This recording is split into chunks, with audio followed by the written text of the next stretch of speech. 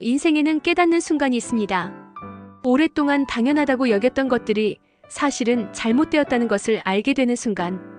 그녀에게도 그런 순간이 왔습니다. 평생을 살아온 방식이 틀렸다는 것을 이제야 알게 된 것입니다. 거울 앞에 선 여자. 어느 날 아침 그녀는 거울 앞에 섰습니다. 거울 속 얼굴을 들여다봤습니다. 피곤해 보였습니다. 눈가에 주름이 생겼습니다. 머리카락 사이로 흰머리가 보였습니다. 언제 이렇게 늙었지? 39의 나이. 아직 젊다고 할 수 있는 나이였습니다. 하지만 거울 속 여자는 지쳐 보였습니다. 내가 뭘 위해 살았지? 문득 그런 생각이 들었습니다. 돌이켜보는 인생. 23, 교사가 되었을 때가 떠올랐습니다. 그때는 희망이 있었습니다. 미래가 밝아 보였습니다. 하지만 그 빛은 오래가지 못했습니다. 동네 오빠의 집착, 칼을 들이댄 협박, 강제된 결혼. 너 없으면 못 살아. 그 말을 사랑이라고 믿었습니다. 어리석었습니다. 결혼은 지옥이었습니다. 남편은 일하지 않았습니다. 술 마시고 놀았습니다. 외도를 했습니다. 둘째 아이가 장애를 갖고 태어나자 그것을 핑계로 떠났습니다. 내 잘못이야. 그렇게 말하고 가버렸습니다. 32, 이혼녀가 되었습니다. 두 아이의 엄마가 되었습니다. 혼자 버는 돈으로 아이들을 키웠습니다. 장애를 가진 둘째를 치료했습니다. 쉬지 않고 일했습니다. 밤에는 울었습니다. 그런데도 가족들은 당연하다는 듯 그녀에게 손을 벌렸습니다. 가족을 위한 희생. 어머니가 병에 걸렸을 때 형제들은 외면했습니다. 나는 돈이 없어. 나는 사정이 안 돼. 결국 그녀가 3천만 원을 대출받았습니다. 5년을 갚았습니다. 형제들은 고마워했습니다. 하지만 돈은 돌려주지 않았습니다. 나중에 갚을게. 그 나중은 오지 않았습니다. 어머니가 돌아가시면서 남긴 보험금 1억 원. 아버지 생활비로 쓰라고 하셨습니다. 하지만 언니와 작은 오빠가 다 써버렸습니다. 아버지는 한 푼도 못 받으셨습니다. 그녀만 10년 넘게 생활비를 보냈습니다. 매달 30만 원씩. 아버지가 돌아가실 때도 장례비는 그녀가 냈습니다. 부조금 500만 원은 작은 오빠가 가져갔습니다. 큰 오빠를 10년 넘게 모셨습니다. 병원비를 냈습니다. 큰 오빠가 돌아가셨을 때도 장례비를 냈습니다. 회사에서 나온 보험금 5천만 원, 작은 오빠와 언니가 가져갔습니다. 남은 것은 무엇인가? 계산해보니 참담했습니다. 어머니 병원비 3천만 원, 아버지 생활비 10년 약 3,600만 원, 아버지 장례비 800만 원, 큰오빠 병원비 약 1천만 원, 큰오빠 장례비 800만 원, 합계 9,200만 원, 거의 1억 원에 가까운 돈이었습니다. 그런데 그녀가 받은 것은 무엇일까요? 유산? 없었습니다. 감사? 잠깐뿐이었습니다. 존중? 전혀 없었습니다. 오히려 내가 돈 벌잖아. 너는 여자니까 같은 말만 들었습니다. 그리고 마지막에는 집마저 빼앗으려 했습니다. 무당에게 가서 저주까지 걸었습니다. 내가 뭐였지? 돈 되는 기계. 쓰라렸습니다. 착함의 대가. 그녀는 착하게 살려고 애썼습니다. 부모님 말씀을 잘 들었습니다. 형제들을 도와주었습니다. 양보하고 이해하고 참았습니다. 그것이 막내의 도리라고 배웠습니다. 착한 딸, 착한 동생, 착한 엄마가 되려고 노력했습니다. 하지만 착함의 대가는 무엇이었을까요? 이용당했습니다. 무시당했습니다. 당연하게 여겨졌습니다. 그리고 결국 배신당했습니다. 착한 게 잘못은 아니야. 하지만 착하기만 해서는 나를 지킬 수 없어. 뼈저리게 깨달았습니다. 형제라는 이름. 어릴 적에는 사이가 좋았습니다. 큰오빠는 동생들을 챙겼습니다. 작은 오빠는 장난을 쳤지만 그래도 형제였습니다. 언니는 막내를 귀여워했습니다. 명절이면 모였습니다. 함께 밥을 먹었습니다. 웃었습니다. 우리는 가족이니까. 그렇게 생각했습니다. 하지만 부모님이 돌아가시고 큰오빠마저 떠나자 모든 것이 변했습니다. 돈 앞에서 형제는 형제가 아니었습니다. 3억 5천만 원짜리 아파트 앞에서 가족이라는 이름은 희미해졌습니다. 내가 가져야 해. 너는 여자니까 양보해. 나한테 명예 넘겨. 탐욕만 남았습니다. 그리고 그녀가 거부하자 저주까지 걸었습니다. 이게 형제인가? 이게 가족인가? 형제라는 이름은 탐욕 앞에서 무너졌습니다. 사랑이라는 거짓말. 결혼도 그랬습니다. 너 없으면 못 살아. 그 말을 사랑이라고 믿었습니다. 하지만 그것은 사랑이 아니었습니다. 집착이었습니다. 칼을 들이댄 협박, 그것은 폭력이었습니다. 결혼 후에도 달라지지 않았습니다. 책임지지 않는 남편, 외도, 폭언, 그리고 아이가 장애를 갖고 태어나자 떠났습니다. 사랑한다는 말은 쉽습니다. 하지만 책임 없는 사랑은 상처만 남깁니다. 그녀는 그것을 뒤늦게 깨달았습니다. 희생의 끝. 왜 내가 희생해야 했을까? 이제는 그 이유를 알 것 같았습니다. 착하니까? 여자니까? 막내니까? 아니었습니다. 그들이 그녀를 이용할 수 있었기 때문입니다. 그녀가 거절하지 못했기 때문입니다. 그녀가 안 되라고 말하지 않았기 때문입니다. 희생은 미덕이 아니었습니다. 일방적인 희생은 학대였습니다. 그리고 그녀는 이제 알았습니다. 더 이상 희생하지 않겠어. 깨달음. 거울 앞에 선 여자는 결심했습니다. 이제는 내 권리를 내가 지킨다. 착하게 살되 당하지는 않겠다고. 양보하되 빼앗기지는 않겠다고. 가족이라는 이름으로 더 이상 이용당하지 않겠다고. 법이 자신의 편이라는 것을 알았습니다. 정의는 자신에게 있다는 것을 확인했습니다. 두려움은 사라졌습니다. 대신 단단함이 생겼습니다. 평생을 희생하며 살았지만 이제는 달랐습니다. 나는 더 이상 착한 막내가 아니야. 스스로의 주인이 되기로 했습니다. 아이들을 보며 둘째 아이가 잠들어 있었습니다. 장애를 가지고 태어난 아이. 세상이 힘들게 할 아이. 하지만 그녀의 소중한 딸이었습니다. 이 아이를 지켜야 해. 그것이 가장 중요했습니다. 큰아들도 잠들어 있었습니다. 엄마 힘들면 말해요. 내가 도와줄게요. 12살 아이가 그렇게 말했을 때 가슴이 아팠습니다. 아이들에게 짐을 지우면 안 돼. 그녀가 강해져야 했습니다.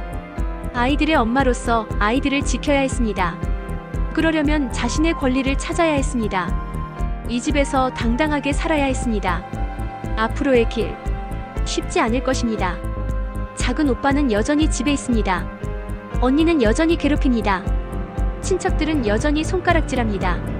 법적 싸움도 계속될 것입니다.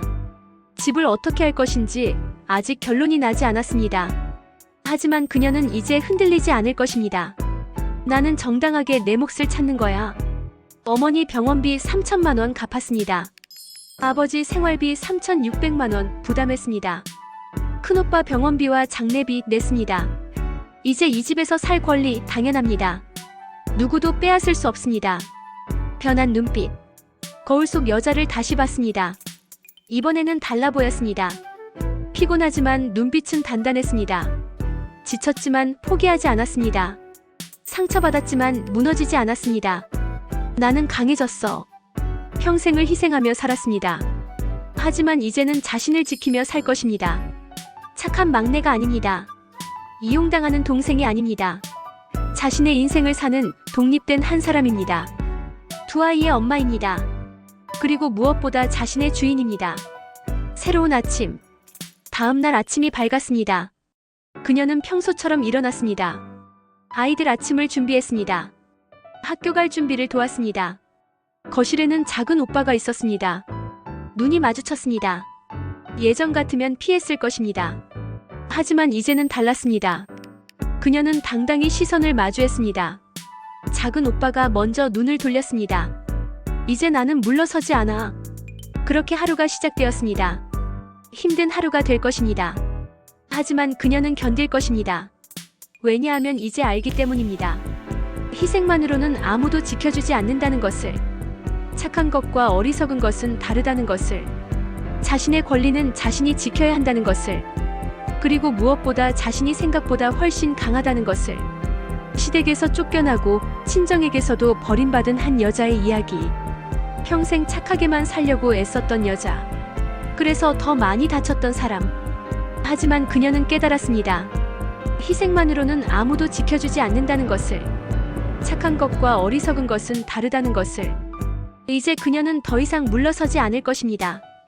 법으로 정의로 당당하게 맞설 것입니다. 그녀의 진짜 싸움이 지금부터 시작됩니다. 다음 이야기에서 계속됩니다. 모든 싸움에는 끝이 있습니다. 길고 힘든 싸움이었지만 그녀는 포기하지 않았습니다.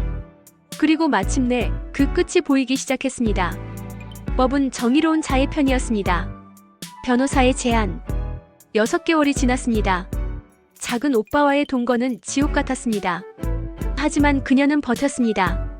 어느 날 변호사가 그녀를 불렀습니다. 선생님, 이제 결정을 하셔야 합니다. 무슨 결정이요? 이 집을 계속 이렇게 공동 소유로 가실 건가요? 아니면 매각하실 건가요? 매각이요? 네. 공유물 분할 청구 소송을 하시면 됩니다. 변호사가 설명했습니다. 공동 소유자 중 한 명이 분할을 원하면 법원이 판결합니다. 집을 나눌 수 없으니 매각해서 돈으로 나누라고요. 그럼 작은 오빠도 나가야 하나요? 당연하죠. 집이 팔리면 모두 나가야 합니다. 그녀는 생각했습니다. 이 집에서 계속 작은 오빠와 살 수는 없어. 아이들도 힘들어해. 소송 진행해주세요. 좋습니다. 이번에는 확실하게 끝냅시다. 법원 조정. 법원에서 먼저 조정 절차가 있었습니다. 판사 앞에 3사람이 앉았습니다. 작은 오빠, 언니, 그리고 그녀. 이 아파트를 어떻게 하실 계획이신가요? 판사가 물었습니다.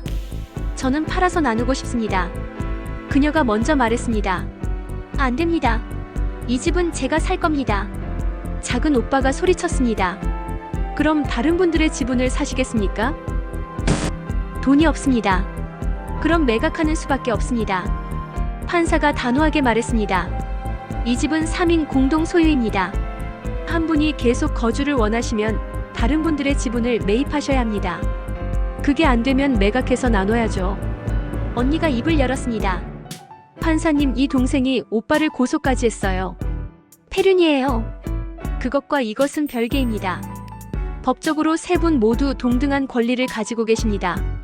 하지만 더 이상 말씀드릴 게 없으시면 조정은 불성립입니다. 판결로 가겠습니다. 조정은 결렬되었습니다. 감정평가.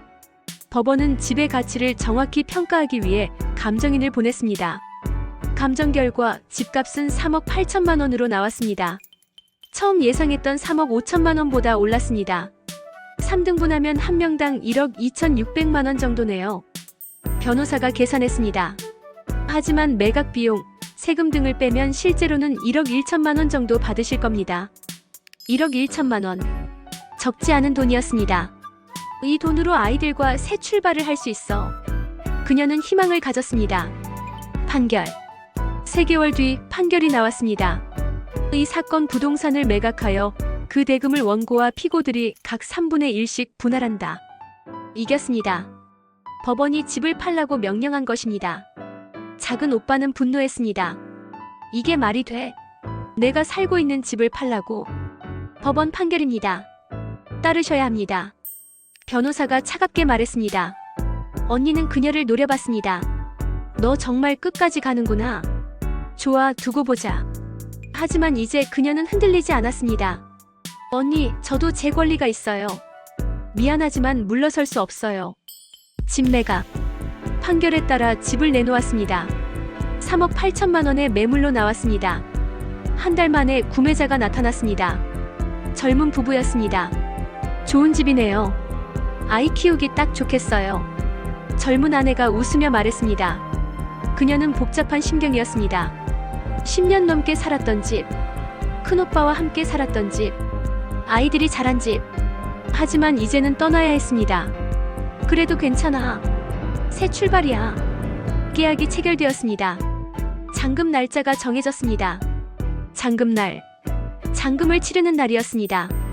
부동산 중개사무소에 3사람이 모였습니다. 작은 오빠는 끝까지 인상을 썼습니다. 언니는 말 한마디 없었습니다. 돈이 계좌로 들어왔습니다. 각자 1억 1천만 원씩. 이제 모두 이 집에서 나가셔야 합니다. 2주 내로요. 중개사가 말했습니다. 작은 오빠가 벌떡 일어났습니다. 알았어. 가면 되잖아. 그리고 그는 나가버렸습니다. 언니도 가방을 들고 일어났습니다. 그녀를 한번 쳐다보더니 말없이 나갔습니다. 그녀는 혼자 남았습니다. 통장을 보았습니다. 1억 1천만 원. 평생 희생한 데가 싸워서 얻은 결과 눈물이 났습니다. 하지만 이번에는 슬픔의 눈물이 아니었습니다. 나 해냈어. 이사 준비. 2주 동안 이사 준비를 했습니다. 짐을 정리하며 지난 시간들이 떠올랐습니다. 큰오빠와 함께 밥 먹던 식탁, 아이들이 뛰놀던 거실, 힘들 때 혼자 울던 방, 모든 것이 추억이었습니다. 엄마, 우리 새 집은 어때요? 큰아들이 물었습니다. 그녀는 새 집을 계약했습니다. 2억짜리 아파트였습니다. 1억은 전세 대출을 받고 1억은 자기 돈으로 냈습니다. 작지만 깨끗한 집이었습니다. 좋아. 우리만의 집이야. 왜 삼촌 안 와요? 응. 이제 우리만 살아. 좋다. 외삼촌 무서웠어요. 아이가 환하게 웃었습니다. 그녀도 웃었습니다. 그래, 우리만의 공간이야. 눈치 안 보는 집이야. 마지막 날, 집을 떠나는 날이었습니다. 이삿짐 차가 떠났습니다. 그녀는 빈집을 둘러봤습니다. 큰오빠, 제가 잘한 거 맞죠? 허공에 대고 말했습니다. 오빠가 살아계셨으면 이런 일은 없었을 텐데. 큰오빠가 보고 싶었습니다. 그가 살아있었다면 형제들이 이렇게까지 변하지 않았을 텐데. 오빠, 제가 이기긴 했지만 기쁘지만은 않아요. 가족이 다 깨져버렸어요. 눈물이 흘렀습니다. 하지만 후회는 없었습니다. 나는 살아남았어. 아이들을 지켰어. 마지막으로 한번 집을 돌아보고 문을 닫았습니다. 새집 첫날. 새 집에 도착했습니다. 아이들이 방을 뛰어다녔습니다. 엄마, 여기 내 방이에요? 응, 내 방이야. 우와, 좋다. 아이들의 웃음소리가 집안에 가득했습니다. 오랜만에 듣는 소리였습니다. 그동안 작은 오빠 눈치 보느라 조용히만 지냈던 아이들. 이제는 마음껏 웃을 수 있었습니다. 저녁에 그녀는 아이들과 함께 앉았습니다. 얘들아, 엄마가 할 말이 있어. 뭐예요? 엄마가 그동안 너희한테 미안했어. 힘들게 해서. 괜찮아요, 엄마. 큰아들이 말했습니다. 엄마가 우리 지켜줬잖아요. 집도 지켰고. 응, 엄마 멋있어요. 둘째도 말했습니다. 그녀는 아이들을 꼭 안았습니다. 그래, 내가 지켰어. 우리를. 6개월 후, 새 집에서의 생활이 안정되었습니다. 학교 일도 계속했습니다. 아이들도 잘 자랐습니다. 1억 1천만 원 중 1억은 집에 넣었고 나머지 1천만 원은 저축했습니다. 대출이 있긴 했지만 혼자서 충분히 갚을 수 있었습니다. 무엇보다 마음이 편했습니다. 눈치 볼 사람이 없었습니다. 부적도 없었습니다. 협박도 없었습니다. 작은 오빠와 언니는 연락이 끊겼습니다. 처음에는 섭섭했습니다. 하지만 이제는 괜찮았습니다. 가족이라고 해서 무조건 함께할 필요는 없어. 서로를 해치면서까지. 어느 날 오랜만에 큰오빠 산소를 찾아갔습니다. 오빠, 저 이제 괜찮아요. 집도 생겼고 아이들도 건강하고. 오빠 덕분이에요. 오빠가 저를 받아줬잖아요. 그때는 몰랐는데 오빠가 저한테 유일한 가족이었어요. 바람이 불었습니다. 큰오빠가 대답하는 것 같았습니다. 잘했어, 동생아. 잘 살아. 학교에서. 학교 교무실에서 동료 교사가 말했습니다. 선생님, 요즘 많이 밝아지셨어요. 그래요? 네, 예전에는 힘들어 보이셨는데 지금은 웃는 얼굴이 많아지셨어요. 감사합니다. 그녀는 웃었습니다. 정말 마음이 가벼웠습니다. 짐을 내려놓은 느낌이었습니다. 평생 짊어진 가족이라는 짐, 희생해야 한다는 강박, 착해야 한다는 부담, 이제는 다 내려놓았습니다. 나는 나로 살면 돼. 우연한 만남. 어느 토요일 마트에서 장을 보고 있었습니다. 저 멀리 언니가 보였습니다. 언니도 그녀를 봤습니다. 잠시 눈이 마주쳤습니다. 언니가 먼저 고개를 돌렸습니다. 그녀도 그냥 지나쳤습니다. 더 이상 할 말이 없었습니다. 원망도 미움도 아니었습니다. 그냥 남이 된 것입니다. 이제 우리는 그냥 남이야. 슬프지만 받아들일 수 있었습니다. 1년 후, 새 집에서 첫 생일을 맞았습니다. 40살이 되었습니다. 아이들이 케이크를 준비했습니다. 엄마, 생일 축하해요. 고마워, 얘들아. 촛불을 끄며 소원을 빌었습니다. 우리 가족이 건강하고 행복하게 살게 해주세요. 케이크를 먹으며 큰아들이 말했습니다. 엄마는 진짜 강한 사람이에요. 왜? 혼자서 우리 다 키우고 법정까지 가서 싸우고. 진짜 멋있어요. 나도 커서 엄마처럼 강한 사람 될래요. 둘째도 말했습니다. 그녀는 뭉클했습니다. 그래, 내가 보여줬어. 약한 사람도 강해질 수 있다는 것을 아이들에게 가르쳐줬습니다. 당하지 말고 살아가는 법을, 자기 권리를 지키는 법을, 포기하지 않는 법을. 이것만으로도 충분해. 깨달음. 밤에 혼자 차를 마시며 생각했습니다. 나는 과연 이긴 걸까? 법적으로는 이겼습니다. 돈도 받았습니다. 집도 생겼습니다. 하지만 가족은 잃었습니다. 작은 오빠 언니와는 영영 남이 되었습니다. 그래도 괜찮아. 이제는 알았습니다. 가족이라는 이름만으로는 부족하다는 것을. 진짜 가족은 서로를 존중하고 배려하고 책임지는 사람들이라는 것을. 그런 의미에서 작은 오빠와 언니는 이미 오래전에 가족이 아니었습니다. 진짜 가족은 여기 있어. 큰아들, 둘째 딸, 그리고 자신. 이 세 사람이 진짜 가족이었습니다. 서로를 지키고 함께 이겨낸 가족. 그것으로 충분했습니다. 시댁에서 쫓겨나고 친정에게서도 버림받은 한 여자. 평생 착하게만 살려고 애쓰다가 이용당하고 배신당한 사람. 하지만 그녀는 무너지지 않았습니다. 일어섰습니다. 싸웠습니다. 그리고 이겼습니다. 법은 정의로운 자의 편이었습니다. 권리를 찾는 것은 잘못이 아니었습니다. 그녀는 이제 압니다. 착한 것과 어리석은 것은 다르다는 것을. 희생만으로는 아무도 지켜주지 않는다는 것을. 가족이라는 이름도 탐욕 앞에서는 무너진다는 것을. 하지만 동시에 이것도 압니다. 자신이 생각보다 훨씬 강하다는 것을. 법과 정의가 자신의 편이라는 것을. 그리고 무엇보다 진짜 가족은 곁에 있다는 것을. 이제 그녀의 눈빛은 더 이상 순종하는 막내의 것이 아닙니다. 살아온 인생의 무게만큼 단단해진 스스로의 주인이 된 한 여성의 눈빛입니다. 여러분께 드리는 메시지. 이 이야기를 들으시는 여러분, 혹시 그녀처럼 착하게만 살려고 애쓰고 계신가요? 혹시 가족이라는 이름으로 희생만 강요받고 계신가요? 혹시 당하면서도 참기만 하고 계신가요? 기억하세요. 착한 것과 어리석은 것은 다릅니다. 희생은 미덕이 아닙니다. 당신에게도 권리가 있습니다. 그것을 찾고 지키는 것은 잘못이 아닙니다. 당당하게 사세요. 필요하다면 법의 도움을 받으세요. 변호사를 만나세요. 법무사를 찾아가세요. 당신의 권리는 당신이 지켜야 합니다. 나이가 많다고 여자라고 막내라고 포기하지 마세요. 법은 모두에게 공평합니다. 정의는 용기 있는 자의 편입니다. 당신의 인생은 당신의 것입니다. 남의 눈치 보지 말고 당신 자신을 위해 사세요. 그것이 진짜 용기입니다. 그것이 진짜 강함입니다. 그것이 진짜 인생입니다. 이 이야기의 주인공처럼 여러분도 할 수 있습니다. 늦었다고 생각하지 마세요. 지금이 바로 시작할 때입니다. 당당하게 용기 있게 살아가세요. 여러분의 인생을 응원합니다.